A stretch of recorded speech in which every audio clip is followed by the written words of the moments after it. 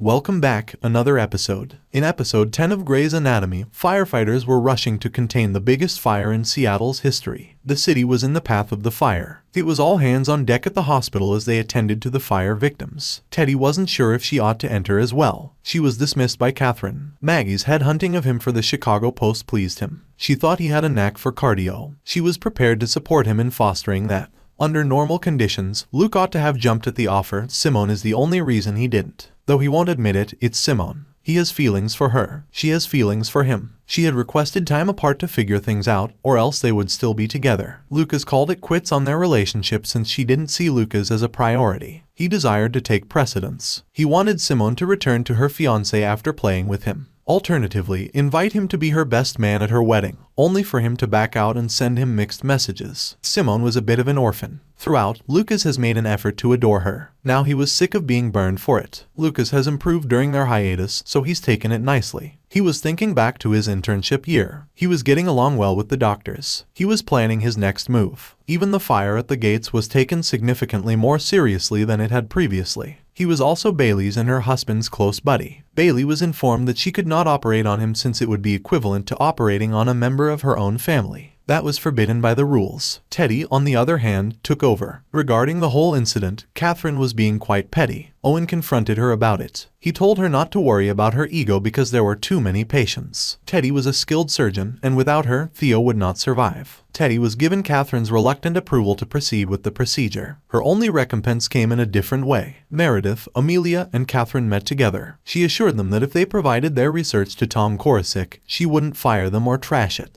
The Fox Foundations provided funding for their research, therefore, in a technical sense, the foundation owns it. It belongs to Catherine. She was prepared to serve as the spokesperson for innovative research. She merely objected to them being given credit for it. This served as their penalty. Korosik was the one to bring it home after all their hard work. In addition, they were threatened with termination for failing to turn in their job. They really had to think about Catherine's offer since if they accepted, Teddy could have her job back. Meredith spoke with Richard. He informed her that he was done operating. He only kept the reason from her. He made a mess of the procedure he conducted with 2 interns. Winston was pursuing that patient. He believed that the mess was created by the interns. Richard simply couldn't bring himself to acknowledge that it was him and not them. Bailey had to give up doing surgeries as well. She was unable to concentrate on anything else because she was so anxious about her husband, the firefighter. Simone located Ben in the fire by using the database that Lucas had assembled. He was alright. Bailey didn't need to be concerned for him. At last, she could concentrate on the numerous patients in need of her assistance. Teddy succeeded in saving Theo's life. He was in a post-operative room now. Joe passed out in the NICU while Schmidt was there. He performed some blood work and offered her some juice. As it happens, Joe is expecting. Her test results from a few weeks ago were falsely negative. She was unaware that she was expecting a child. She must now decide how she will inform Link. Following the fright, they both agreed that they wanted to postpone trying for another child.